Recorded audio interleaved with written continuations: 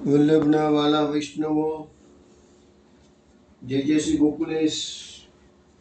વૈષ્ણવો, ગઈકાલે સત્સંગમાં આપણે જોયું કે નંદદાસજી રૂપમંજરી સાંદુ સખીનો ભગવત ધામ પ્રવેશ થયો. આમ આપણે ગઈકાલે નંદાસ રૂપમંજરીનું જે કથાનક હતું એ 4 ભાગમાં પૂર્ણ કર્યું. રૂપમંજરીનો વિરહ એ હદનો હતો કે તે સદેહ ભગવત ધામ પહોંચે છે. તો વૈષ્ણવો, આજના સત્સંગમાં આપણે એ વિરહનું સ્વરૂપ સમજવાનો પ્રયત્ન કરીશું. નંદાસજીની જે પંચમંજરી લખેલી છે એમાં એક વિરહ મંજરી છે. તો આજે આપણે વૈષ્ણવો તે વિરહ મંજરીની વાત કરવાના છીએ.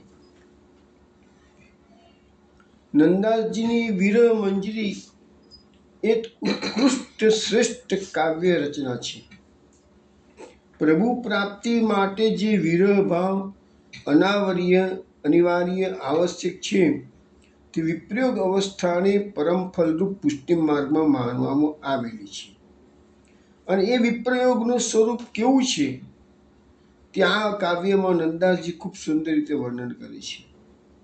આપણે લોકોએ જ્યારે બ્રહ્મસંબંધ દીક્ષા લીધી ત્યારે નિવેદન મંત્રમાં પણ તાપ ક્લેશાનંદના તિરોભાવનો ઉલ્લેખ તો છે જ. તે તાપ ક્લેશ આપણે પુનઃ પ્રાપ્ત કરવાનો છે.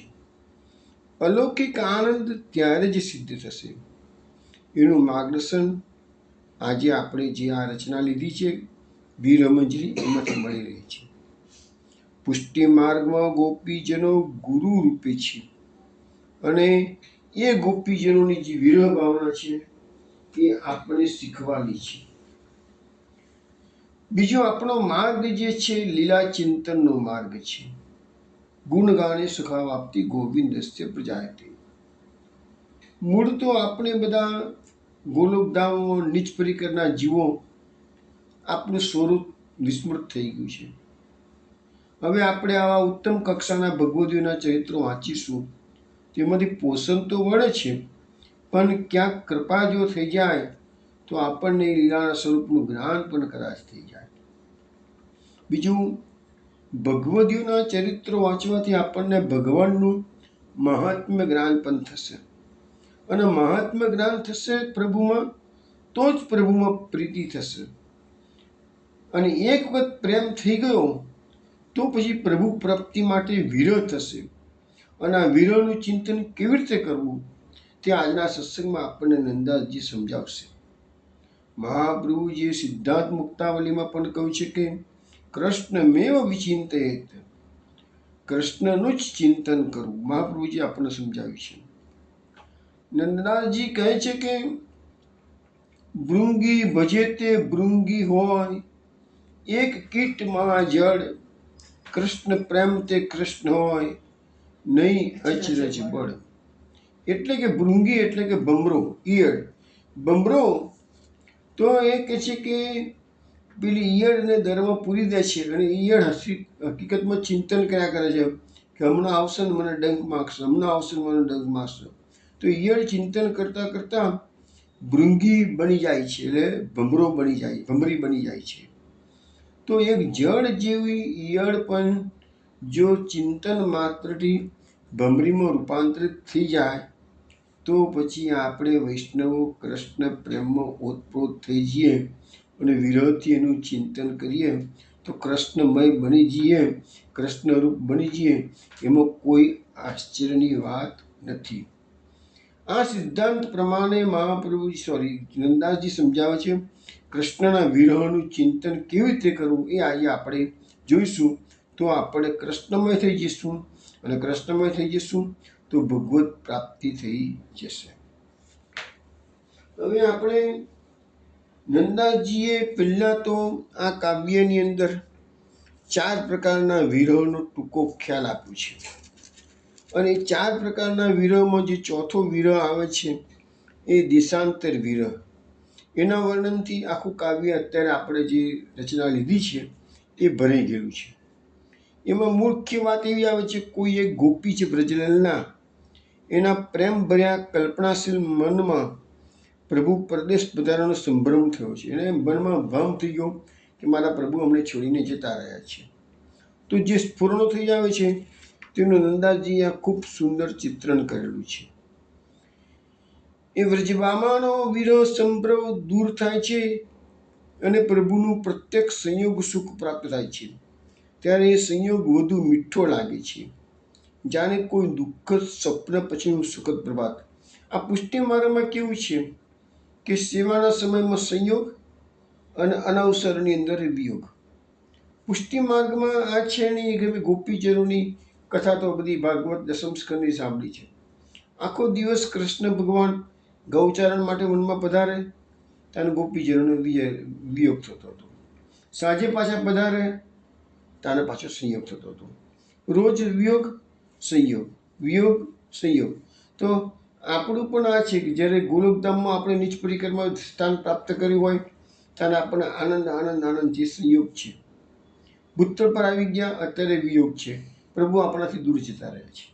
પાછા મહાપ્રભુજીની કૃપાથી ઘરમાં ઠાકોરજી પધારે છે એટલે સેવાના સમયમાં સંયોગ છે, અનવસરમાં વિયોગ છે. તો આ સંયોગ અને વિયોગ, પણ વિયોગ પછીનો જે સંયોગ છે એ અતિશય સુખદ નીવડે છે.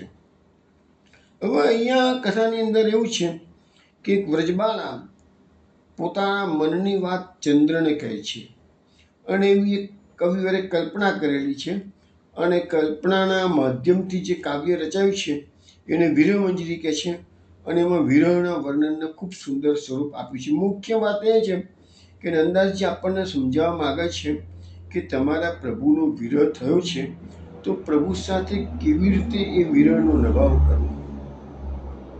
આ વર્ણનોમાં કામ અને પ્રેમનું સંમિશ્રણ પણ તમને જોવા મળશે. બંને એક જ ઢાલની બે બાજુઓ જેવા છે. સ્થૂળ કામ જ્યારે સૂક્ષ્મ રૂપ ધરે ત્યારે પ્રેમમાં પરિવર્તન થાય છે, પણ આ જ કામ અલૌકિક છે. ભગવાન સાથેનો અલૌકિક કામોપભોગ લૌકિક કામ જેવો દૂષિત નથી, કિંતુ પરમ ફલરૂપ છે. સોસ્નુતે સર્વાન કામાન સહ બ્રહ્મણા વિપશ્ચિતા. જીવ ચતુર્વર પરબ્રહ્મ સાથે સર્વ કામનો ઉપભોગ કરે છે. આ શ્રુતિ વાક્ય છે. આપણા પ્રભુ શ્રી કૃષ્ણ રસો વૈશ્ય શ્રુતિઓ કહે છે, રસો વૈશ્ય છે, રસરૂપ છે. તત્સંબંધી સર્વ શૃંગારસાત્મક વર્ણનો અલૌકિક છે. એ દૃષ્ટિએ આવા નંદાસજીને આવી ઉત્તમ રચનાનું રસપાન કરવામાં આવે તો જીવનની ધન્યતા અનુભવી શકાય. હવે આપણે નંદાસજીની જે કાવ્ય રચના વિરહમંજરી છે એ આખી એમને દુહા અને ચોપાઈમાં લખેલી છે. બધા દુહા અને ચોપાઈ તો ગાવાના શક્ય નથી, પરંતુ શરૂઆત હું તમને દુહા અને ચોપાઈથી કરું છું. એક દુહો અને એક ચોપાઈ તમને વિનોદા શ્રવણ કરાવે છે. परम प्रेम उच्छलन को बढ़्यो जूतन मन में, व्रज बाला विरहीन भई कहत चंद सोबेन, हाँ कहत चंद सोबेन। अहो चंद सुख कंद तुम जात आही उही देश, द्वारावती नंद नंद सो कहियो बल संदेश, हाँ कहियो बल संदेश। चले चले तुम जइयो तहाँ बैठे होय सावरे जहाँ, चले चले तुम जइए तहाँ बैठे होय सावरे जहाँ। निडरक कहियो जिय जिन डरो, हरि अब ब्रज आवन करो, हरि अब ब्रज आवन करो।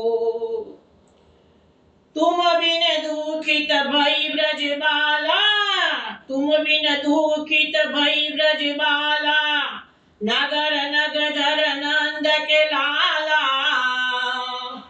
तुम बिन दुखित भई ब्रज बाला, नागर नगधर नंद के लाला, नागर नगधर नंद के लाला, नागर नगधर नंद के लाला। નંદાજીએ વીરમંજરીમાં તો આવા દુહા અને ચોપાઈ આ તમને જે ગાયા ને ટોટલી 5 ટૂંક હતી. એવી તો કુલ 169 ટૂંકો એમને તૈયાર કરી છે, પણ બધી આપણે નહીં લઈએ. હું તમને બધાનો સાર સમજાવી દઈશ. આનો અર્થ એવો થયો છે, કોઈ એક વ્રજના પ્રભુએ આપેલી પ્રસાદી માળા પહેરીને પોતાની અગાસીમાં સૂતી છે. પાછી રાત્રે જાગી જાય છે ત્યારે એને એવો ભ્રમ થઈ આવે છે કે મારા પ્રિયતમ શ્યામસુંદર ઘણા સમયથી મને છોડીને દ્વારકા પધાર્યા. હવે જે વસ્તુ હજુ તો બની નથી, ભવિષ્યમાં બનવાની છે, પણ આગમના એધાન કહીએ છીએ ને એ પ્રમાણે ગોપીને અત્યારથી થઈ ગયું છે કે મારા પ્રભુ છોડી. હવે એ વખતે તો દ્વારકા હતી જ નહીં. પેલી વાત એ છે, મથુરા ગયા હતા અને મથુરાથી દ્વારકા ગયા, પણ ગોપીના મનમાં એમ થાય કે પ્રભુ મારા છોડીને દ્વારકા પધારી ગયા. કે આ બધી શ્રુતિરૂપા ગોપીઓ છે ને, એટલે એમને બધી ખબર પડતી હતી. હવે એ દ્વારકા ગયા પછી પાછા આવતા જ નથી. એટલે પેલી ગોપી આકાશમાં ચંદ્રને એ વખત એની આંખ ખુલી ગઈ, જોયું તો ચંદ્ર પશ્ચિમ દિશા તરફ જઈ રહ્યો હતો. તો માની લીધું ગોપીએ કે આ ચંદ્રદેવ છે એ દ્વારકા જ જઈ રહ્યા, ચોક્કસ કૃષ્ણના દર્શન કરવા જઈ રહ્યા લાગે છે. તો એ વ્રજબાલા ચંદ્ર સાથે પોતાના પ્રિયતમને સત્વરે પાછા પધારવાનો સંદેશો કેવડાવે છે.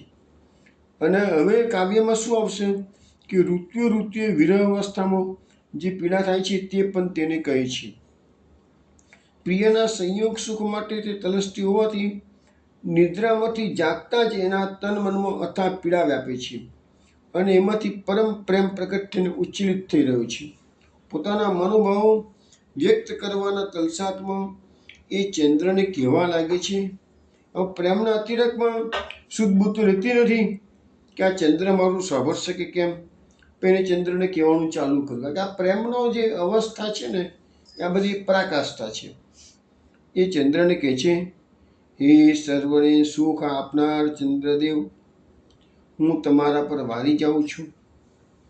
તમે તો દ્વારકા પ્રભુના દર્શન માટે જઈ રહ્યા છો ને, તો ત્યાં અમારા નંદનંદનને મારા વતી આટલો સંદેશો જરૂરથી કહેજો. ચાલતા ચાલતા તમે ત્યાં જજો કે જ્યાં શ્યામ સુંદર જે મહેલમાં બિરાજતા હોય ત્યાં તમે જજો પણ કહે છે.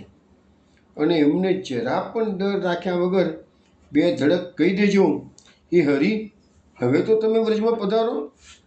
હે ચતુર્વર, હે ગોવર્ધનધર, હે નંદનંદન, આ તમારા વિના આ પેલી વ્રજબાલાઓ દુઃખિત થઈ રહી છે, થોડો એનો તો વિચાર કરો કે છે. કવિ આગળ કહે છે, પ્રશ્ન એ થશે કે શ્યામ સુંદર તો એ દિવસોમાં સદૈવ વ્રજમાં જ બિરાજતા હતા, તો વ્રજભક્તોને એમનો પ્રબળ વિરોધ થવાનું કારણ શું?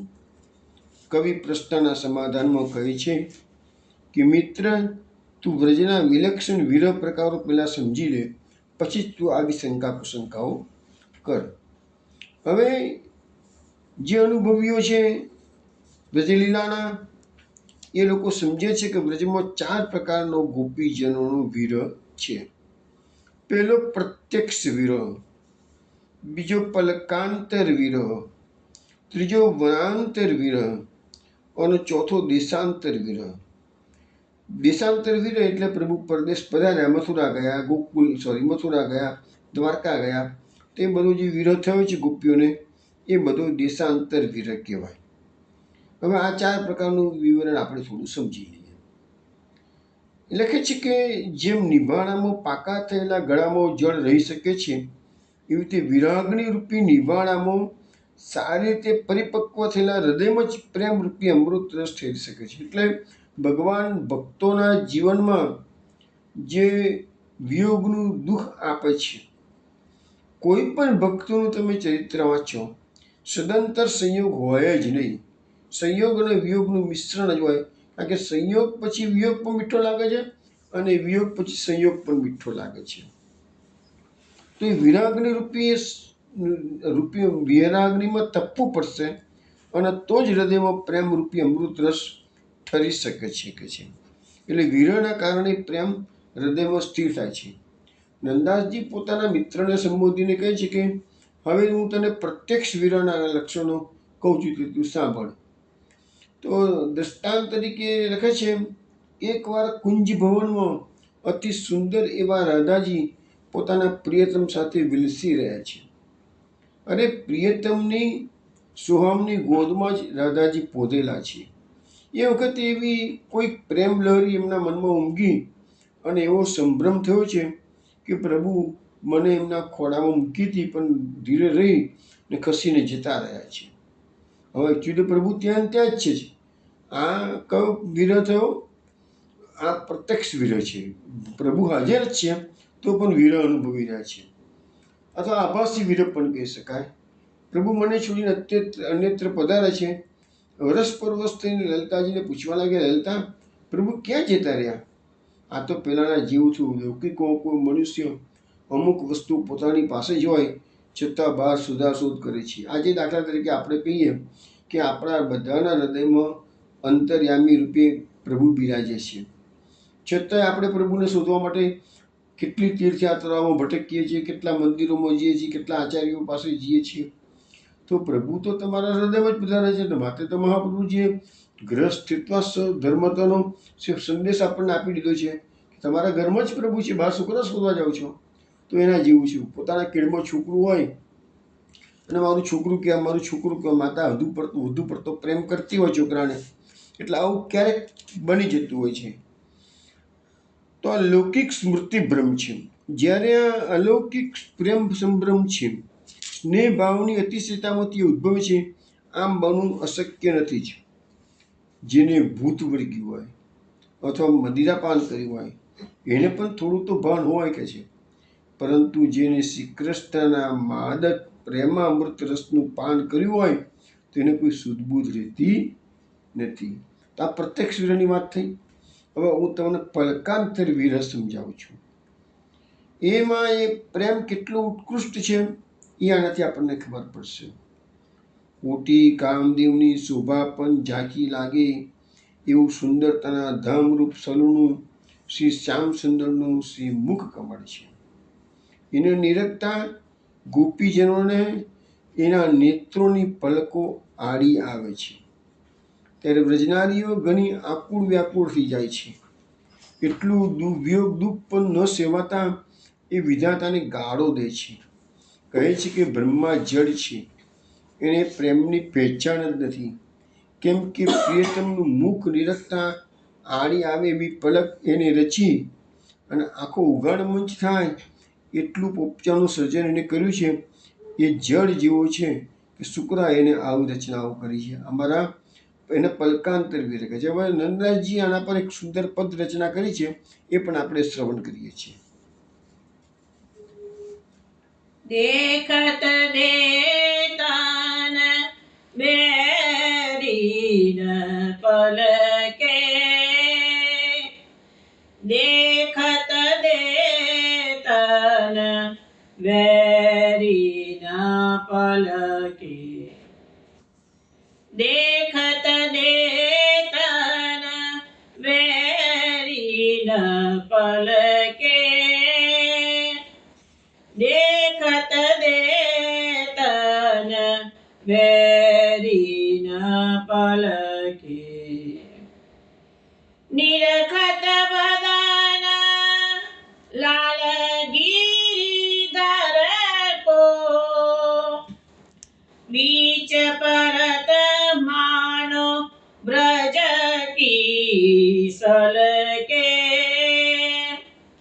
देखत देतन वेरीन पलके,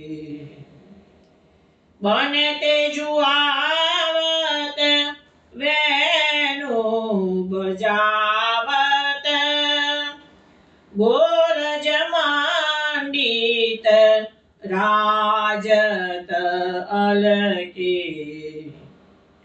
माथे मुकुट श्रवण मानी कुंडल, ललित कपोलन जाई जल के,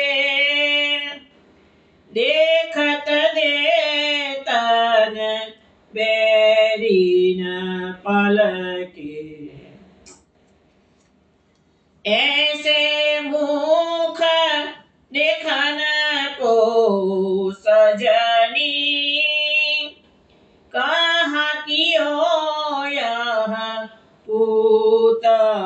कमल के नंद दास सब जड़न की यह गति नंद दास सब जड़न की यह गति मीन मरत भाए नहीं जल के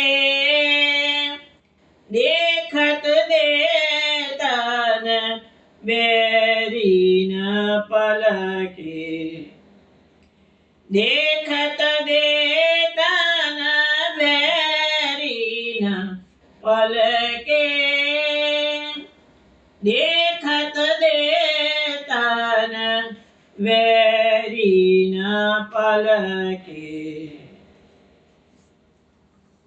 આ કીર્તન વૈષ્ણવ આપે ગૌરી રાગમાં શ્રવણ કર્યું છે. આમાં નંદાસજી આપણને સમજાવે છે, દેખન દેતન બેરીન પલકે. પ્રભુ સાયંકાલે વ્રજમાં ગૌચારણ કરીને પધારી રહ્યા છે. ગોપીઓ પ્રભુને દર્શન કરવા માટે આખા દિવસની તાલપા પડે છે. પોતપોતાના માર્ગો ઉપર આવીને ઊભી રહી છે પ્રભુના દર્શન કરવા માટે. એ વખતે પ્રભુનું જે સ્વરૂપ છે એનું સુંદર વર્ણન આમાં કરવામાં આવેલું છે. પણ ગોપીજનો કહે છે કે આ પલકો જે પડે છે ને જેને આપણે પલકાંતર વિરહની અત્યારે વાત કરે છે, તો પલકો માટે કહે છે કે દેખત દેતન બેરીને પલકી. આ અમારી આંખની પલકો છે ને એ અમારી વેરી થઈ ગઈ છે. એક તો મને પૂરેપૂરા પ્રભુને નિરખવા રીતિ નથી, ઘડી ઘડી પડે છે વચ્ચે કે છે, અમારા દર્શનમાં વિક્ષેપ બહુ કરે છે. નિરખત વદન લાલ ગિરિધર કી બીચ પરત માનો વ્રજ કી સલકે. હવે કહે છે કે લાલ ગિરિધર પ્રભુ અમારા ગોચારણ કરીને સખાઓ સાથે મંડળી સાથે પધારી રહ્યા છે. અમારા પ્રભુનું મુખારવિંદ નિરખવું છે કે છે. પણ માનો કે આ પલકો તો હેરાન કરે છે, પણ વ્રજની જે રજ ઉડેલી છે, આંખોમાં ચોટેલી છે, અમારી આંખોમાં જે રજ પડી જાય છે વ્રજની, કારણ કે ભગવાન આવે તો ગોરજ ઉડતી ઉડતી આવી છે ને, ગાયોનું ટોળું આવ્યું છે તો કે છે, એ બધી જે સલકો એટલે કે રચકનો એ બધા આંખમાં પડ્યા છે કે છે. તો એ પણ અમને કહે છે કે વચ્ચે આ અમારા દર્શનમાં બાધા ઊભી કરે છે કે છે. હવે સ્વરૂપનું દર્શન કરે છે.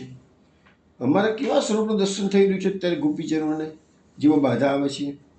બનતે આવત બેનું બજાવત વંતી ઠાકોરજી પધારી રહ્યા છે વેણુનાદ કરતા કરતા. ગોરજ મંડિત રાજત અલકે. અલકે એટલે ભગવાનના જે માકડિયાળાના કેસ છે એ બધા ગોરજથી છવાયેલા છે. ગોરજ બધી ચોટી ગયેલી છે કે છે અને શોભી રહી છે ભગવાન. દૂરી ભરે અતિ શોભિત શ્યામજુ ત્યાસી બની શિર સુંદર ચોટી. આપણે દસકાંડ ઉપર જોયું હતું ને, એમાં વ્રજરાજની જ વાત આવતી હતી. ભગવાન તો એનાથી પણ શોભી રહ્યા છે. માથે મુકુટ શ્રવણમણી કુંડલ લલિત કપોલ અને જાય જલકે. ભગવાનના મુખારવિંદના દર્શન કરતા ગોપીજનો જુએ છે. ભગવાનના શ્રીમસ્તક પર મુકુટ શોભી રહ્યો છે. શ્રવણ એટલે કે કાનોમાં કુંડલ છે અને એમાં મણી જોડેલા છે. લલિત કપોલન જાય જલકે એટલે એ જે કપોલન જે છે ભગવાનના ગાલ છે, એ સુંદર ગાલ છે, એના પર પેલા મણી જડિત જે કુંડલ છે એનો પ્રકાશ ઝબકારામાં એની પ્રકાશની છાય પડી રહી છે કે છે. એટલે ભગવાનનું સ્વરૂપ અતિશય સુંદર દેદીપ્યમાન લાગે છે કે છે. એસો મુખ નિરખન કો આલી કોણ રચી બીચ પૂત કમલ કે છે. આવો એસો મુખ નિરખન કો કોણ આલી. અમે કહે છે કે આવું અમે સુંદર મુખારવિંદના દર્શન કરી રહીએ છીએ. તો કે છે બીચ પૂત કમલ કે પૂત એટલે પુત્ર અને કમળ એટલે કમળ. કમળનો પુત્ર કોણ એટલે બ્રહ્માજી. તો કે છે કે શું કરવા એને આવી પલકો બનાવી કે છે. અમારા દર્શનમાં વાંધા આવે છે, વચ્ચે વિક્ષેપ આવે છે કે છે. છેલ્લે નંદાસ પોતાનું ઓપિનિયન આપે છે. એક્સપર્ટ કોમેન્ટ કહેવાય આપણે. નંદાસ સબ જમન જડન કી યહી ગતિ મીન મરત ભાએ નહીં જલ કે. નંદાસજી કહે છે ગોપીજનોને તમે પેલા બ્રહ્માજીને ગમે એટલું ભણો કે છે એમ, પણ જડ માણસો તો જડ જ રહેવાના છે. સબ જબરણ કી યાર કે જે જેટલા જડ છે ને બધા હવા જ હોય કે છે. કેમ? તો મીન માછલું પાણી વિના તરસે મરી જાય કે છે. તો માછલું પાણી વિના તરસે મરે તો એને ભલે મરવાની, પણ જલને શું પડે છે કે જલને કંઈ ચિંતા છે કે છે? એવી રીતે પાપનોની ચિંતા થવાની છે કે હું પડું છું તો ગોપીજનોનો દેહ, અહીંયા ગોપીજનોનો વિરહ એટલો બધો વધી જાય છે કે એમાંથી આત્મા નીકળી જાય કે છે. તો બધા જડ માણસો બધા અવાજ હોય કે છે. એવું આપણને અહીંયા નંદાજી સમજાવે છે. બીજું, પલકાંતર વિરહ માટે આ જ વાત પાછી ગોપી ગીતમાં એ રીતે લખેલી છે. કુટિલ કુંતલમ શ્રીમુખમ ચ તે જડ ઉદીક્ષતામ પક્ષ્મપુરુષામ. તો આ જ વાત સેમ બેઠી જે નંદાજી કીધી છે એ શ્રીમદ ભાગવતમાં પણ છે કે પપ્પણો બનાવનાર બ્રહ્મા જળ હોય એવું લાગે છે. અને એની પહેલાની જે પંક્તિ છે આ ગોપી ગીતનો શ્લોક છે એમાં અટત્યદ ભવાની કારણથી ત્યાં પસતામ. તો એમાં પાછું વનાંતર વિરહની વાત આવી જાય છે કે ભગવાન આખો દિવસ ગૌચરણ કરવા માટે પધારે છે ત્યારે ગોપીજનો અહીંયા એમનો દાડો પસાર કરે છે તો ઘણી મુશ્કેલીથી પસાર કરે છે. એ વનાંતર વિરહ છે. આ પલકાંતર વિરહ એટલે એ ગોપી ગીતનો એક જ શ્લોક એવો છે કે જેની અંદર વનાંતર વિરહ અને પલકાંતર વિરહ બંનેની વાત કરવામાં આવેલી છે. એ ગોપી ગીતનો જે શ્લોક છે એનો અર્થ એવો થાય છે કે આપ જ્યારે દિવસે વનમાં પધારો છો ત્યારે આપણા દર્શન નહીં થવાથી એમને એક ક્ષણ પણ યુગ જેવી લાગે, એક ક્ષણ પણ યુગ જેવી લાગે છે. અને સાંજે જ્યારે કુટિલ કેશયુક્ત શ્રીમુખનું દર્શન પ્રાપ્ત થાય છે ત્યારે તેમાં આડે આવનાર નેત્રોની પલક બનાવનાર બ્રહ્મા અમને તો જડ લાગે છે. બ્રહ્માને અહીંયા જડ કહી દીધો છે. એવું ગોપીજનોનું ઉત્કૃષ્ટ વર્ણન આપણને નંદાજી સમજાવી રહ્યા છે. હવે વનાંતર વિરહમાં શું છે કે કવિ એ પ્રમાણે છે કે જ્યારે ગોપીજનોના મનમાં આપણું મન પ્રવેશશું ત્યારે એટલે ગોપીભાવ હૃદયમાં સ્ફુરિત થશે ત્યારે જ આ વાત આપણને સમજાશે. જ્યારે વંદરાવનમાં ગોચારણ માટે ગાયોના જૂથની પાછળ મનમોહન પ્રભુ પધારે છે તે સમયની શું વાત કહું. ગોપીઓને તારે એક એક ક્ષણ યુગ જેવડી લાગે છે. ત્યારે તો જાણે ચિત્રમાં ચિત્રેલી સ્ત્રીઓ હોય એવી સ્તબ્ધ અનિશ્ચિત થઈ જાય છે. જાણે કે કોઈ આંતરિક પુતળી કોઈ હોઠ હલાવતી હોય તેવી લાગે છે. અને પ્રભુ જ્યારે વનમાં ગાયો ચરાવવા જાય છે ત્યારે ગોપીજનોના નેત્રો, વાણી, મન, કાન એ બધું તો વનમાં પ્રિયતમ પાસે પહોંચી જાય છે. એકમાત્ર પ્રાણ શરીરમાં રહે છે અને તે પણ સાંજે પ્રભુ પાછા પધારશે એ આશાને લીધે જ છે. હવે આપણે પ્રભુની જોડે કહીએ છીએ ને કે જે કે ગોપ્ય કૃષ્ણ મનમ્યાતે તમનું ધ્રુવ ચેત. આપણે યુગલ ગીતમાં પહેલો શ્લોક આવે છે. એમાં શું કહે છે? ગોપ્ય કૃષ્ણે વનમ્યાતે એટલે કૃષ્ણ વનમાં જ્યારે ગૌચરણ માટે પધારે છે તમનું ધ્રુત ચેત સહ. તો ગોપીઓનું જે ચિત્ત છે એ પ્રભુની પાછળ પાછળ વનમાં ગયું છે.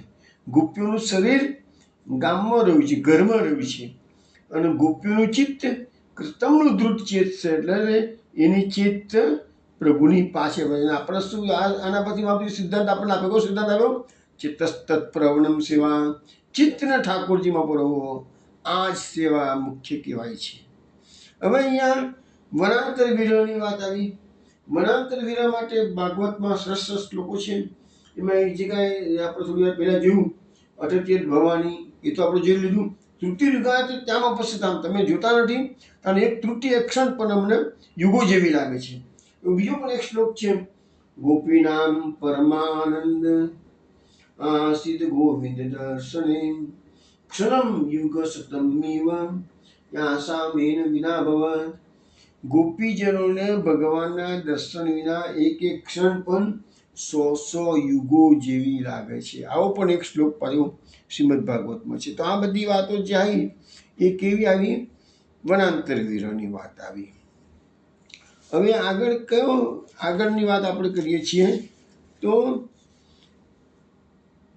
હવે અહીંયા રસિકજનોના મનમાં આનંદ વૃદ્ધિ કરનારી, વિનોદ આપનારી એક કાવ્ય વાર્તા હવે નંદાસજી આપણને સંભળાવે છે. શ્રી કૃષ્ણ પ્રભુની વ્રજલીલાની જેમ મથુરા લીલા અને દ્વારકા લીલા પણ વિવિધ પ્રકારની છે. એ લીલાઓનું સ્મરણ કરતા વ્રજભક્તો પ્રભુમાં તદાકાર થઈ જાય છે. અને વ્રજભક્તોનો આ દેશાંતર વિરહ પ્રકાર. હવે છેલ્લે વીરાની વાત આવી છે. દેશાંતર આખું જે પ્રકરણ છે હવે એ બધું જ આપણું દેશાંતર વિરહનું છે. હવે આ વિરહની વાતો શા માટે કરવાની છે? તો મહાપ્રભુજી આપણને ત્રિવિધના નામાવલીમાં એક સરસ વાત કરી છે. બાલ લીલાનામ પાઠાત શ્રી કૃષ્ણે પ્રેમ જાયતે આસક્તિ પ્રવૃત્ત લીલાયાનામ પાઠાત ભવિષ્યતિ વ્યસનમ કૃષ્ણ ચરણે રાજલીલાભિધાનત તસ્માદ નામ ત્રયમ જપ્યમ ભક્તિ પ્રાપ્તિ છુભી સદા. તો આ બાળ લીલાનો જે તમે પાઠ કરશો, આપણે જે વિરહની વાતો કરી એમાં બધી ભગવાનની ગૌચરણની બધી વાતો આવી જાય છે. તો બાળ લીલાની વાતો કરશો તો શ્રી કૃષ્ણમાં પ્રેમ થશે. મથુરા લીલા અને પ્રૌઢ લીલા સામાન્ય રીતે કહેવામાં આવે છે. તો પ્રૌઢ લીલાથી આસક્તિ થશે. દ્વારકા લીલાને સામાન્ય રીતે રાજલીલા કહેવામાં આવે છે. મહાપ્રભુજી એનું વર્ગીકરણ કરેલું છે ત્રિવિધના નામાવલીમાં. તો એને વ્યસન થશે. અને એટલા માટે મહાપ્રભુજી આપણને સમજાવે છે કે જેને ભક્તિ પ્રાપ્ત કરવી હોય એની આ ત્રિવિધ લીલા નામાવલીનો અવશ્ય પાઠ કરવો જોઈએ. હવે જેમ કોઈ પોતાના કંઠમાં પહેરેલા મણીને ભૂલી જઈને વનમાં સૂતું પડે છે, તેવું આજે એક વ્રજબાલાને થયું છે. સાંજે તો એને મણમણ મળ્યા છે. પ્રિયતમે હસીને પોતાના સુગંધયુક્ત અંગરાગથી ભીંજાયેલી પુષ્પમાળા એ ગોપીને પોતાના સ્વસ્તે પહેરાવી છે. તે પહેરીને તે ગોપી પોતાના અટારીમાં આનંદમગ્ન બની અને સુંદર વિચારો કરતી કરતી સૂઈ ગઈ છે. પછી પાછલી રાત્રે અચાનક એની ઊંઘ ઉડી જાય છે. અને નિદ્રામાંથી જાગતા એને એવો કોઈ સંભ્રમ થઈ ગયો કે પ્રભુ તો ઘણા સમયથી અમને છોડીને દ્વારકા પધારી ગયા. એકચ્યુઅલી તો સાંજે તો પ્રભુ એને મળ્યા છે, એને માળાજી પહેરાયા છે પોતાના સુવસ્તે. એ માળા હજુ એની ડોકમાં છે જ, પાછી પહેરીને જે સૂઈ ગઈ છે. છતાં એને એવો ભ્રમ થઈ ગયો કે પ્રભુ ઘણા વખતથી દ્વારકા પધારી ગયા છે. અને વિચાર આવતા આવતા એ વિકળ અવસ્થા, કારણ કે જે વસ્તુ ભવિષ્યમાં બનવાની છે એનો અત્યારથી એને વિચારો આવે છે. અને એ વખતે પથારીમાં પડ્યા એને આકાશ તરફ દ્રષ્ટિ કરી તો પશ્ચિમ દિશા તરફ ચંદ્ર જઈ રહ્યો હતો. એની અવસ્થા વિકળ અવસ્થા, ત્યાં વિરહી અવસ્થામાં ખબર ના પડે. તમે આપણે રાસપંચાયતનું જ્યારે આપણે હવે લઈશું તે વખતે એ બધી વાતો આવશે જ. ગોપી 30મો અધ્યાય આવે છે, ગોપીજનના વિરહની વાત આવી 30મા અધ્યાયમાં. તો ગોપીજનો ભગવાનને શોધવા નીકળે પડે છે. તો પશુ પક્ષીને શું પેલા વૃક્ષોને પૂછવા બેસી જાય છે. બધાને ખબર છે વૃક્ષો જેવા થોડો જવાબ આપવાના હતા, પૂછી જાય છે. તો એ અવસ્થા જ એવી છે, એને વિકળ અવસ્થા કહેવાય છે કે છે. તો પોતાના પ્રિયતમનો સંદેશો એ ચંદ્ર પાસે કહેવડાવે છે. વિયોગીજનોને વર્ષભર ઋતુમાં જે અવનવી વિરહ પીડા થાય છે, ત્યાં બાલાએ કાલ્પનિક વિરહવશ બનીને થોડા સમયમાં જ વર્ણવી દીધી. વ્રજજનોના પ્રેમની અને વિરહની આ મનોદશા એવી અટપટી છે, એવી ચટપટી લગાવનારી છે કે મોટા વિદ્વાનો પણ એને સમજવામાં ગૂંચવાઈ ગયા છે. તો હવે એ બાલા ચંદ્રદેવને કહી રહી છે, શું કહી રહી છે? ચૈત્ર માસથી આરંભીને પ્રત્યેક માસમાં વિરહિણીની કેવી વ્યથા થાય છે તે વર્ણવે છે. હવે માનો કે ચંદ્ર એ વખતે ચૈત્ર માસ ચાલતો હતો. આપણા વ્રજમાં તમને ખબર છે, વ્રજમાં 9 વર્ષ ચૈત્રથી શરૂ થાય છે. એટલે અહીંયા કવિ છે એ ચૈત્રથી શરૂઆત કરે છે. 12 માસમાં એ વિરહનો અનુભવ કરે છે ગોપી, અને ચંદ્રને શું શું સંદેશો મોકલાવે છે એની વાત આખા કાવ્યમાં કરવામાં આવેલી છે. હે ચંદ્ર, મેં મારા પ્રિયતમને વારંવાર પગે પડીને વિનંતી કરી હતી, એ નાથ, તમે આ ચૈત્ર માસમાં તો પરદેશ જશો જ નહીં. કેમ કે કામદેવના મહિમાવાળી આ વસંત ઋતુ દુર્જનની જેમ મને ઘણું દુઃખ આપશે. તમે જતા રહેશો નહીં. બહુ વિનંતી કાલાવાલા કરે, તમે ના જશો, મને આ ચૈત્ર મહિનો બહુ દુર્જનની માફક મને આ વસંત ઋતુ હેરાન કરી શકે છે. તો પણ અમારા પ્રિયતમ મારું માન્યું નહીં અને ગયા તે ગયા. આ વાત તું હવે જઈને કૃષ્ણને યાદ કરાવજે. પેલી ગોપી તમે કીધી હતી ના જજો, તો ગયા કેમ કે છે? આ વસંતમાં તો કોયલના ટહુકાર થયા. સાંભળતા જ હૃદય ઉછળવા માંડ્યું, બેકવા લાગ્યું. જાણે કામદેવ એ કોકિલ સરોમાં મને પડકાર ફેંકી રહ્યો હતો એવું કામોદ્દીપન થયું.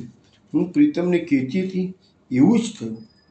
પુષ્પો ખીલ્યા, એનો રસ ચૂસવા માટે ભમરાઓ ઠામ ઠામ ફૂલો પર ફરવા લાગ્યા. એ દ્રશ્ય એવું હતું કે જાણે કામદેવની ગોપન મોટી ગોળા છૂટતા ન હોય અને વિરહીણીઓને મારવા માટે કેમ ન હોય. હે પ્રિયતમ, તમારા સહવાસમાં જે અનંગ સુખ આપતો હતો તે વેરીની ગરજ સારવા લાગ્યું છે. એ કામદેવે નૂતન પુષ્પોના ધનુષ્ય બનાવ્યા છે અને ભ્રમર પંક્તિ રૂપી એની પણછ ચડાવીને પછી નૂતન આમ્રમંજરી બાબાના મોહ રૂપી બાણને એ ધનુષની પણછ પર ચડાવીને અમારા હૃદય મર્મને છેદવા માટે છોડવા લાગ્યું છે. વળી કોઈક બાજુથી શીતલ મંદ સુગંધી પવન વાવા લાગ્યો. તે પોતાની સાથે પુષ્પ પરાગ રૂપી અબીલ લઈને જાણે હોળી ખેલ ખેલતો ના હોય તેમ રસિક અરસિક બધાને ચીરકવા લાગ્યો. કામદેવના પ્રાંશમાં એ પવને અતિ ચંચલ બનીને પ્રયાણ આરંભી દીધું. અરે જ્યાં માછલા જેલ પ્રવાહમાં હોય ત્યાં સુધી એની પીડા સ્પર્શ કરી શકતી નથી, પરંતુ જલમાં વિખૂટું પડીને તટ પર ફેંકાઈ જાય ત્યારે જ એને જલનું મહત્વ સમજાય છે. એમ જ્યારે હું પ્રિયતમની પાસે રહેતી હતી ને ત્યારે તો મને લેશ માત્ર પણ દુઃખ નહોતું, પરંતુ આ વિયોગમાં જે દુઃખ અનુભવું છું તેનાથી એ સંયોગ સુખની કિંમત હવે મને સમજાય છે. આગળ ચૈત્ર માસની વીર પીડા વર્ણવી. હવે ચંદ્રને કહે છે કે ગ્રીષ્મ ઋતુ બેઠી છે. બધું વૈશાખ માસ આવી ગયો છે. આ ઋતુમાં પ્રકૃતિ કેવું રૂપ ધારણ કરે છે એની મનમાં ગોપી અભિલાષાઓ કરે છે. તે ચંદ્રદેવને કહી રહી છે, હે ચંદ્રદેવ, મને લાગે છે કે પ્રિયતમ વૈશાખમાં તો આવશે જ, વિરહ દુઃખ દૂર કરી સુખ આપશે. આમ શ્રી ગિરિવર્ધન સાથે વનમાં વિલસવાની અભિલાષા ઉરમાં ઉદ્ભવી છે. તે વખતે પવનથી ઉડેલા પુષ્પ પરાગથી છવાયેલી કુંજો ધૂંધળી લાગવા માંડી છે. ભ્રમર સમૂહ ગુંજારવ કરી રહ્યો છે. મનમાં થયું કે પ્રિયતમ આ માલતીના નૂતન પુષ્પોની માળા કરીને મને પહેરાવો તો કેવું સારું. સુંદર લવંગ લતાઓની છાયામાં બેસી હસીને વાતો કરીએ, પરસ્પર કંઠમાં હસ્ત નાખીને ફરીએ. શ્રી યમુનાજીનું રમણીય તટ છે. શીતલ મંદ સુગંધયુક્ત પવન વાઈ રહ્યો છે. ત્યાં કમલની પાંખડીઓની સુકોમળ સૈયા બિછાવીને માથા નીચે પુષ્પના ઉત્સકા કરીએ. અરે એક જ વસ્ત્ર ઓઢી પોઢીને પરસ્પર સુખ લઈએ. માટે પ્રિયતમ બલિહારી જાઓ, હવે તો આવો. ક્ષણે ક્ષણે આ પ્રકૃતિની શોભા ઘટી રહી છે. મારી સુંદરતા વિયોગ દુઃખને લીધે ઓસરતી જાય છે. આ ઋતુમાં પ્રફુલ્લિત વેલીઓ તે વૃક્ષ સાથે લપટાઈ રહી છે. પોતે પોતાના પ્રિય તરુવો સાથે આલિંગી છે એટલે મને એકલી જોઈને મારી હસી કરી રહી છે. શ્વેત પુષ્પો જે ખીલ્યા છે તે લતાઓનું હાસ્ય કલ્પે છે. અને કોઈ વાર તો પ્રિયતમનું એવું ધ્યાન લાગી જાય છે કે મનથી કે હું એના આલિંગન આદિ પણ કરી દઉં છું કે છે. તે વખતે થોડોક સુખાનુભવ થાય છે જરૂર કે છે, પરંતુ ધ્યાન છૂટી જતાં પાછું વિશેષ દુઃખ પ્રકટ થાય છે. હે ચંદ્રદેવ, મારી આ દશા તમે એમને કહેજો. આમ સુખે દુઃખે વૈશાખ તો વિતાવ્યો. જેમ લુહારની સાંસી ઘડી પાણીમાં તો ઘડી અગ્નિમાં, એવું મારે પણ થયું. ઘડીમાં સંયોગ, પાછો વિરહનું દુઃખ શીખ્યું છે. હે ચંદ્રદેવ, હવે તમે પ્રિયતમને કહેજો કે તમારી ગેરહાજરીમાં આ મારો જેઠ છે સાવ નિર્લજ્જ થઈ ગયો છે. જરાય આમન્યા રાખ્યા વિના અમને તમારી વધુઓને દોડીને પકડે છે. અહીંયા જેઠ માસ આવ્યો છે, પણ અહીંયા ગોપી કલ્પના કરે છે જેઠ એટલે પતિનો મોટો ભાઈ, એવી કલ્પના કરીને વર્ણન કરે છે. અરે વૃષભનો સૂર્ય અત્યંત તપી રહ્યો છે. ઘર વન બધું જ્યારે અંગારમય બની ગયું છે અને એવો બીજો વિરાગની નિત્ય નવી પીડા ઉપજાવી રહ્યો છે. ચંદન ચોપડું તો બળતરા થાય છે.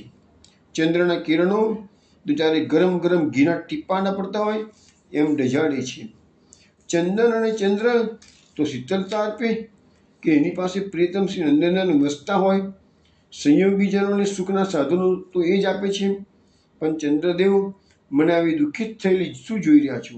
તમારું રથ જરા ઝડપથી આંકો ને, કહે છે કે જલ્દી તમે દ્વારકા જઈ અમારા કૃષ્ણને મારો સંદેશો આપો. જત જઈને હરિહરને કહેજો કે તમે વ્રજમાં પધારવામાં વિલંબ કરો છો, પણ પછી ત્યાં જઈને શું કરશો? તમારી પ્રિયાઓ વિરહમાં મરી જશે, જીવતી નહીં હોય તો પછી શું કરશો?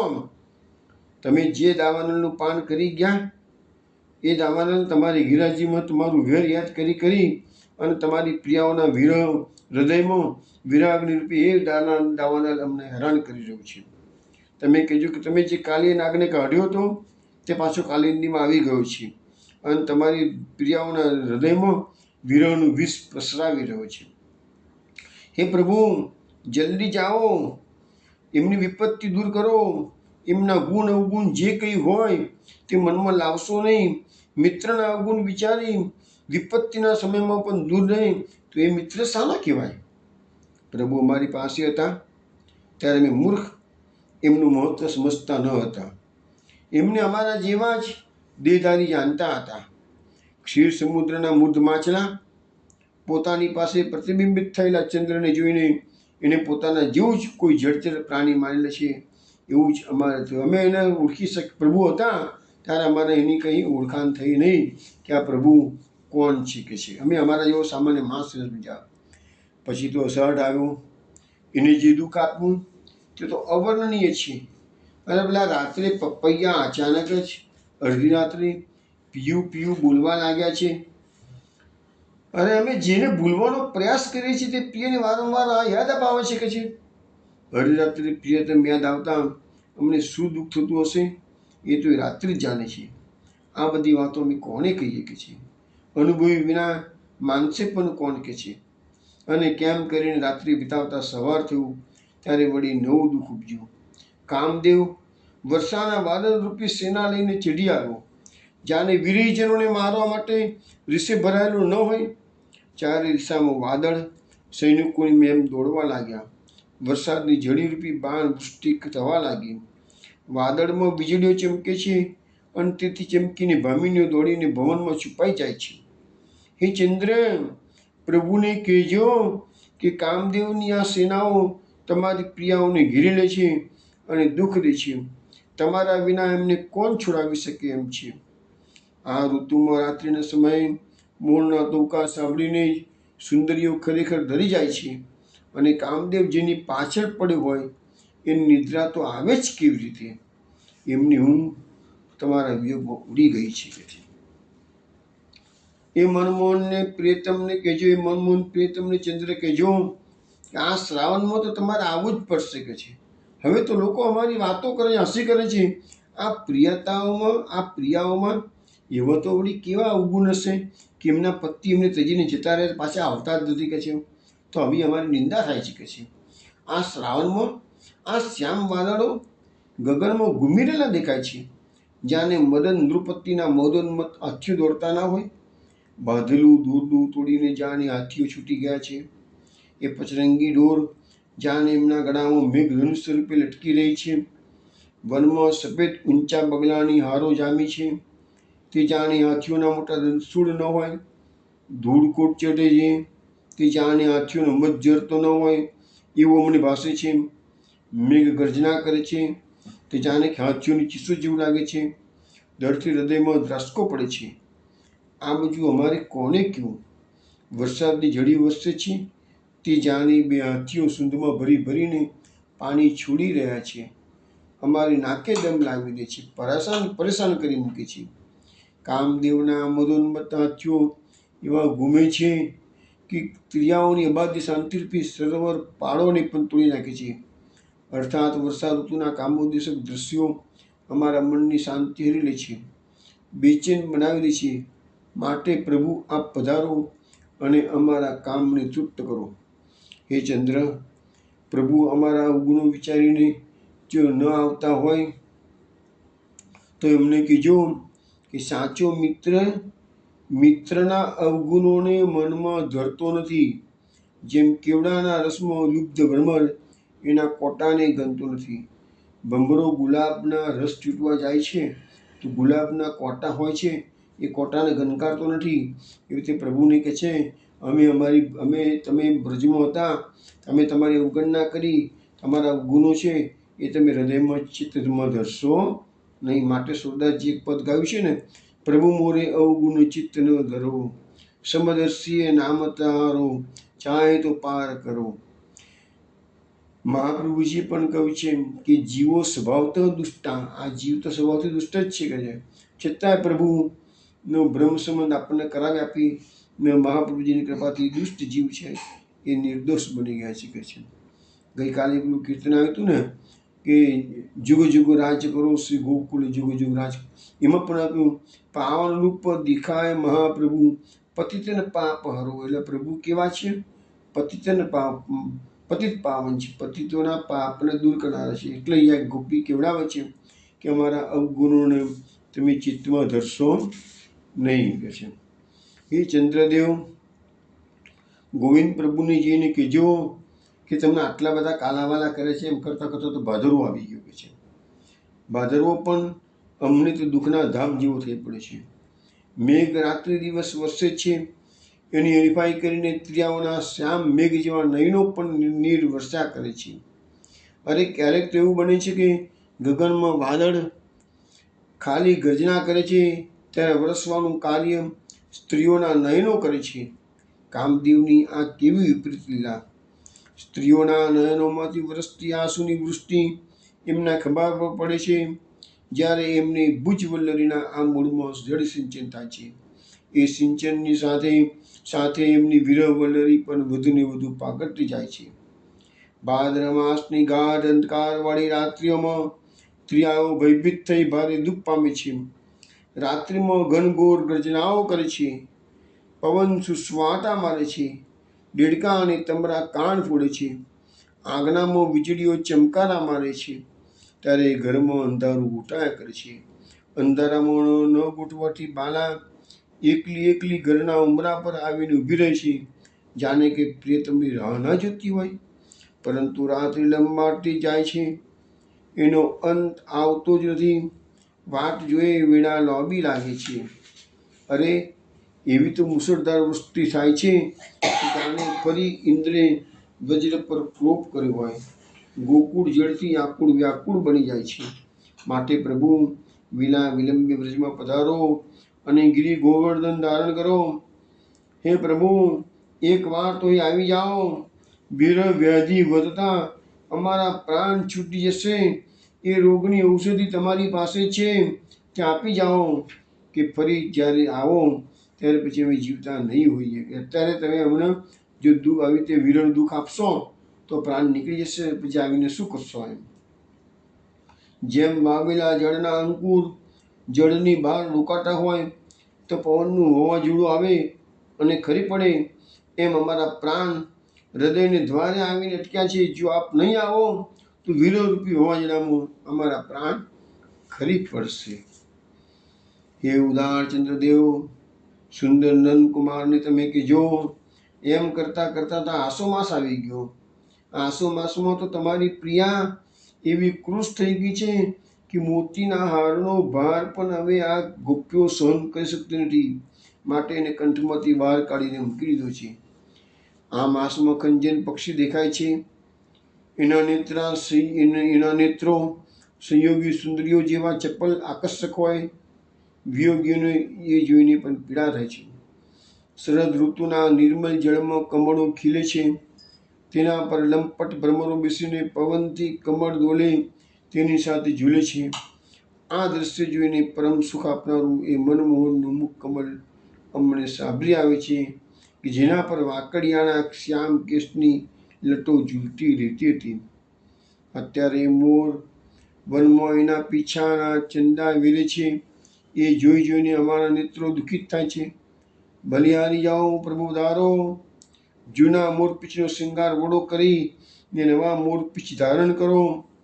પહેલાંની જેમ સંધ્યાના સમયે ગાયો ચરાવીને વનમાંથી વ્રજમાં પધારો છો ત્યારે નૂતન મયુરપીંછના શૃંગારવાળા ગુરસથી છવાયેલા મુખ કમળના અમને દર્શન કરાવો.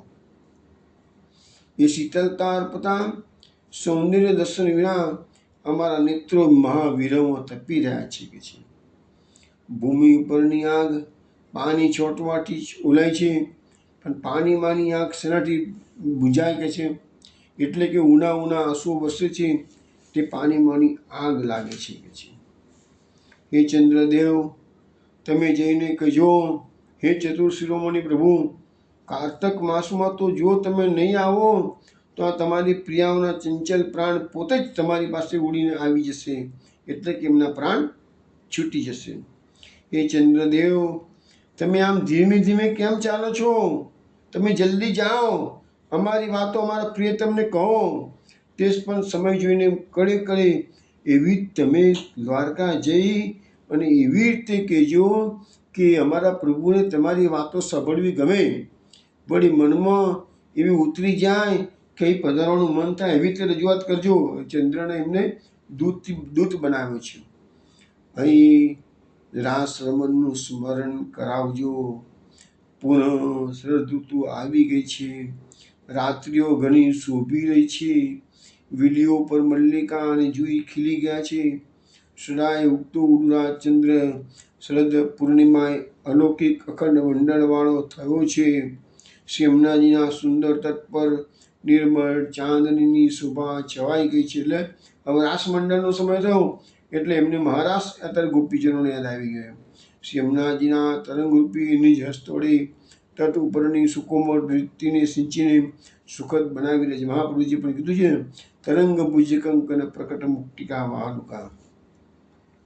હે મોહન, કલ્પ વૃક્ષની નીચે ઊભા રહીને તમારા અધર સુધા રસથી પૂરેલી મધુર મુરલી ફરી પાછી બજાવો. એ સંભળાવીને વ્રજ સુંદરીઓને બોલાવો, એમની સાથે મળીને રાસ વિલાસ કરો, મંદ હાસ્યપૂર્વક આલિંગન આદિ સુખ આપો. આપની સજ સુગંધયુક્ત શીતલ ભુજલતા કંઠમાં આરોપીને તેમના વિરહ તાપનું શમન કરો. અત્યારે તો એમનું અંગ શીતલ ચંદન આદિ લગાવતા પણ પ્રજ્વલે છે. આ કેવું વિચિત્ર! જેનું ભાગ્ય રૂથે એની પાણીમય આગ પ્રગટીને બાળે છે, ત્યાંનું નામ. પછી તો આમ કરતાં કરતાં માગસર માસ આવ્યો. આ માસમાં આવેલા ચંદ્રગ્રહણને હવે એક રૂપક આપવામાં આવ્યું છે. એ માસમાં ચંદ્રગ્રહણ આવ્યું છે. સાર તત્વ એ પ્રમાણે છે કે વ્રજસુંદરીનો મુખ ચંદ્ર અને વીરરૂપી રાહુ એને ગળે છે, પોતાની દાળો બેસાડે છે. ચંદ્રમાંથી અમૃતની ધારા ચાલે એમ આંસુઓની ધારા ચાલે છે. વિનંતી કરે છે, પ્રભુ, જેમ મોહિની સ્વરૂપે સુદર્શન ચક્ર વડે રાહુનું મસ્તક છેદીને ચંદ્રદેવને બચાવ્યો. આ બધી કથા શ્રીમદ ભાગવતમાં અષ્ટમ સ્કંદમાં સમુદ્ર મંથન પછી દેવદાનવોનું યુદ્ધ આવશે ને, એમાં આ દિવાસુ સંગ્રામ આવશે ને, એમાં બધી વાતો આવશે. તો લખ્યું છે કે મસ્તક છેદીને ચંદ્રદેવને બચાવ્યો, તેમ આપણા દર્શન રૂપી સુદર્શન દેખાડો. દર્શન એટલે સુદર્શન, અને રાહુ એટલે કે વીર, અને ચંદ્ર એટલે કૃષ્ણ. અમને વીરરૂપી આ રાહુની પકડમાંથી મુક્ત કરો. માગસર માસમાં ચંદ્રગ્રહણની જેમ મારા અંગરૂપી ચંદ્રને વીરરૂપી રાહુ ગળી રહ્યો છે. હવે કંઈક પુણ્યનું ઉદય થવાનું હોય તો મને આપનું દર્શન દાન આપો. ગ્રહણ સમયે પુષ્કળ દાન આપવામાં આવે છે. અહીંયા દર્શનનું દાન માગવામાં આવે છે. આપણાથી વિપુટા પડવાનો યોગ જીવનમાં બન્યો એટલે જ વિરહ રાહુનો દાવ ફાવી ગયો. તમારી સાથેનું અગાઉનું વ્યસ સંભાળીને ઋષિ ભરાઈને રાહુ અમારા મુખને ચંદ્ર સમજીને પકડી રહ્યો છે. એ રાહુએ એવા ગાંધા દાંત બેસાડ્યા છે કે કોઈથી કઢાય એમ નથી.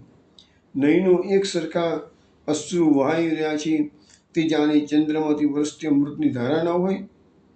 હે પ્રભુ, અહીં પધારીને આપણા દર્શન રૂપી સુદર્શન દેખાડો, તો જ એ વિરહ રાહુ એનાથી ડરીને મને છોડીને ભાગી જશે.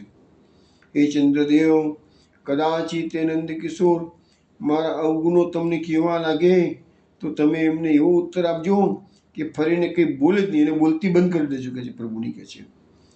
હવે એને શીખવાડે શું બોલવાનું એમ કહેજો કે મિત્રથી પોતાના મિત્રના અવગુણ બીજાને મોઢે કહેવાય જ નહીં. જેમ કૂવો પોતાની છાયા પોતાનામાં સમાવે છે, આવું તમે કહેશો ને એટલે સમજી જ જશે અને અમારા અવગુણ કહેતા તમને અટકી જશે કે છે. હે ચંદ્ર, વ્રજ ચંદ વિના આ પોષ માસમાં મને જે વિપત્તિ પડી છે તે હું શું કહું? શ્યામ સુંદરના સર્વાંગને આલિંગીને શયન કરવાનું ન મળવાથી મારી ટાઢ જ ઉડતી નથી. ગમે તેવું તાપનું પણ નિરર્થક છે. રાત્રિઓ મોટી મોટી અને દિવસો નાનકડા. આવી રાત્રિઓ પ્રિયતમના સમાગમ વિના કેમ ગાળવી?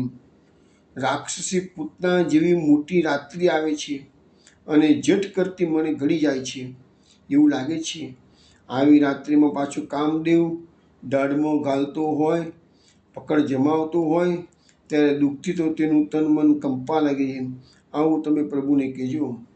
અને જો સૂર્યનારાયણ મને નિશા રાક્ષસી પાસે છુડાવી લેતા ન હોય તો એ તો મને ગળી જ ગઈ હોત.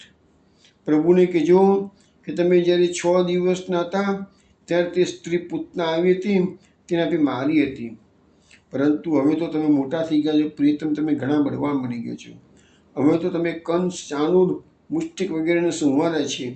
તો પછી આ નિશારૂપી બકીથી મને છોડાવવાનું આપણા માટે તો ઘણું સહેલું છે.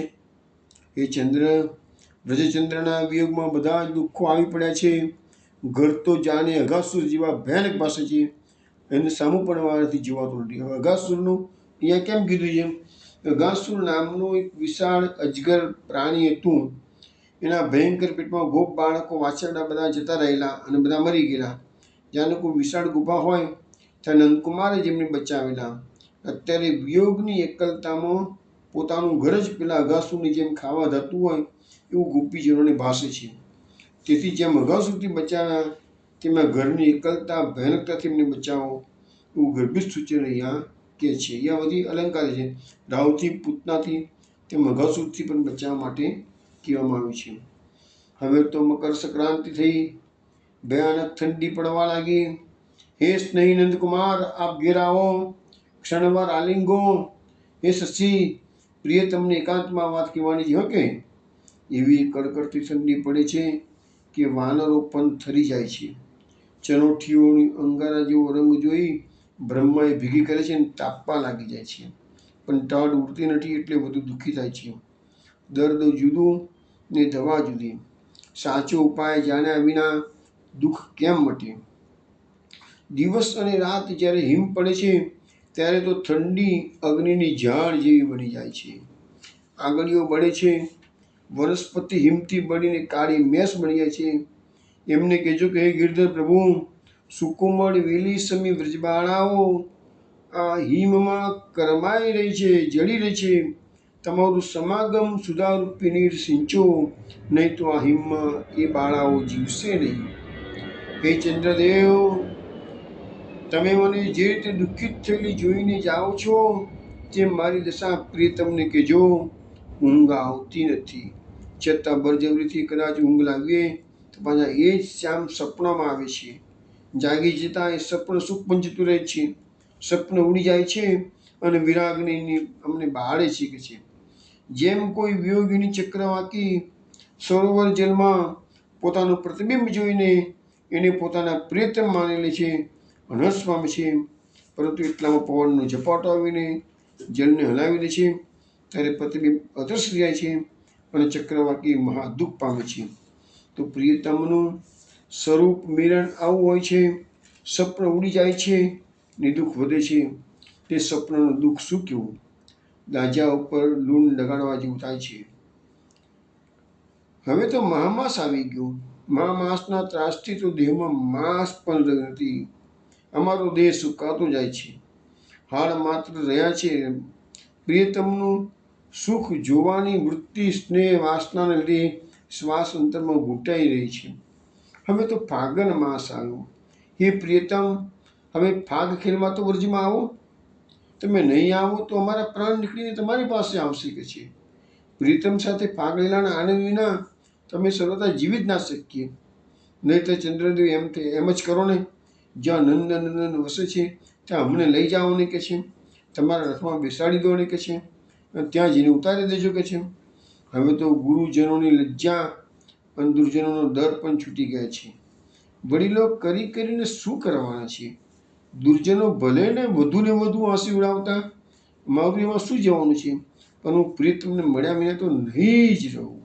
વૈષ્ણવ, આ જે ગુરુજનોની વાત કરી છે ને, તેઓ શ્રીમદ ભાગવતમાં પણ એ વાત આવે છે કે જ્યારે અક્રૂરજી લેવા માટે ભગવાનને ગયા છે ગોકુળમાં, અને કૃષ્ણ બલરામ રથમાં બેસી ગયા છે અને રથ ચલાવવાની તૈયારી કરે છે, તેને ગોપીજનો કહે છે કે અમે નિવાર્યામ સંપેત્ય માધવમ કિમનો કૃષ્ણ વૃદ્ધ બાંધવા, એટલે કે અમે માધવને રોકવા જઈશું જાતે કે છે. અત્યારે અમે વડીલોની પણ પરવા નહીં કરીએ કે છે, એવા વિચારો કરીએ કે એમને અમાન્ય રાખવા જઈશું, તમારો કૃષ્ણ અમને છોડીને જતો રહેશે કે છે. એ જ વાત અહીંયા પણ કરવામાં આવેલી છે. જેને મહાવ્યાધિ થયો હોય તે દવા લેવામાં શરમ રાખી કેમ ચાલે? હે ચંદ્રદેવ, વિરહ વ્યાધિનું ઔષધ તો પ્રિયતમનું મિલન છે. હવે આ બધું તો જાણે ઘડીકમાં બની ગયું. વ્રજના પ્રેમની રીત કેવી અટપટી છે.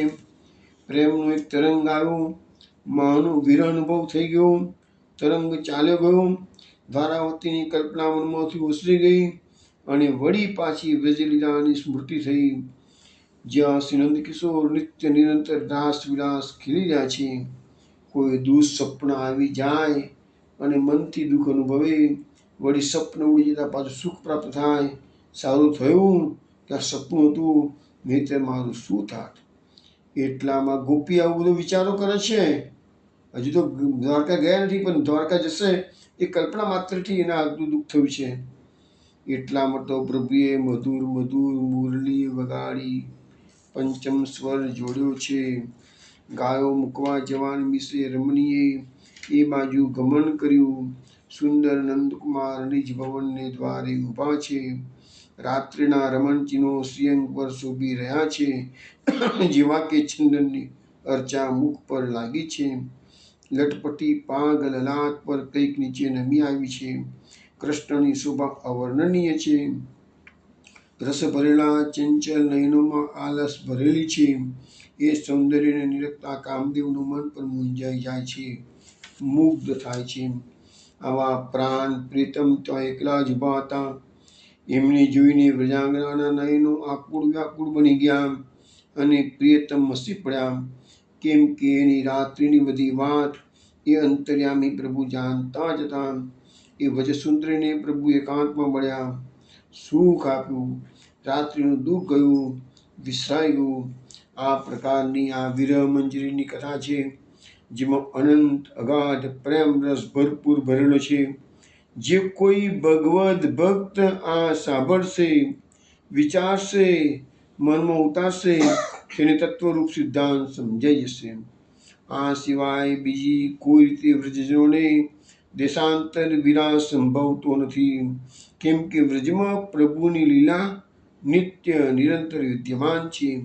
જો બીજી રીતે દેશાંતર વિરહને વિચારીએ તો શ્રી હરિ અને વ્રજો ભક્તોની વ્રજલીલાની અખંડિતતા નિત્યતાના સિદ્ધાંતનો ભંગ થાય. ખરેખર જો શ્રી ગોપીજન વલ્લભ પરદેશ પધારે તો વ્રજલીલાની નિત્યતા કેમ કહેવાય? પ્રભુ મથુરા પધાર્યા ત્યારે પણ ભાવાત્મક સ્વરૂપ તો વ્રજજનોના હૃદયમાં બિરાજેલું હતું. એને બહાર પ્રકટ કરી સુખ લેવા માટે જ એમનો વિરહ હતો, નહીં તો મથુરા ક્યાં દૂર હતું. દરરોજ જઈને સરળતાથી ગોપીજનો પ્રભુને મળી શકત, પણ તત્વ સિદ્ધાંત આમ ભિન્ન પ્રકારનો. એટલે ગોપીજનો ગોકુલથી મથુરા નજીક જ હતું, ગોપીજનો વિરહ અનુભવ્યો છે, પણ ગયા નથી. કેમ? એ કૃષ્ણ વ્રજમાં આજે પણ છે. છેલ્લે આપણે આચાર્ય ચરણનો એક શ્લોક લઈ લઈએ નિરોધ લક્ષણનો. ક્લિશ્ય માનાંજનાન દ્રષ્ટ્વા કૃપાયુક્તો યથા ભવેત તદા સર્વં સદાનંદમ હૃદિસ્થં નિર્ગતં વૈ. અહીંયા આપણી રચના પૂરી થાય છે. પ્રભુ શ્રી કૃષ્ણ શૃંગાર સાત્મક છે. શૃંગારના બે દલ છે, સંયોગ અને વિપ્રયોગ. સંયોગ સુખ માટે શિવારસ અને વિપ્રયોગના અનુભવ માટે ગોપીજનોની વિરહ ભાવનાનું ભાવન હૃદયમાં ઉતારવાની જરૂર છે. એના માટે આવા કાવ્યો પરમ સહાયક છે. એ દૃષ્ટિએ આવા કાવ્યોનું અવલોકન થવું જોઈએ. તો વૈષ્ણવો, આપણી આ વિરહ મંજરીની કથા અહીંયા પૂર્ણ થાય છે અને આવતીકાલે આપણે પરમ ભક્ત શ્રેષ્ઠ શ્રી સાકરચંદ બાબાનું સ્વદેહી ગોલોકધામ ગમન થયું છે એની કથા કાલે અને પરમ દિવસે 2 દિવસમાં થઈને આપણે પૂર્ણ કરીશું. ખૂબ સુંદર ચરિત્ર છે. યમુનાજી પ્રકટ થશે અને એને બધી આજ્ઞા આપશે. પુષ્ટિ માર્ગમાં સંન્યાસ દીક્ષા લીધી હોય, ભક્તિયસ માર્ગે સંન્યાસ, તો એક જ વ્યક્તિ છે અત્યાર સુધીમાં, એ છે આશા ખચર બાબા. એની સુંદર સુંદર વાતો કાલ રાત્રે 8 વાગે મળીશું, ત્યાં કરીશું. ત્યાં સુધી જય શ્રી ગોકુલેશ. અને યુટ્યુબ પર આવતા અઠવાડિયે બધું આવશે. જય શ્રી ગોકુલેશ.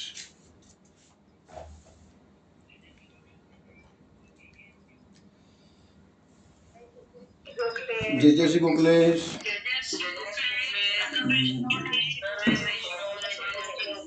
જય શ્રી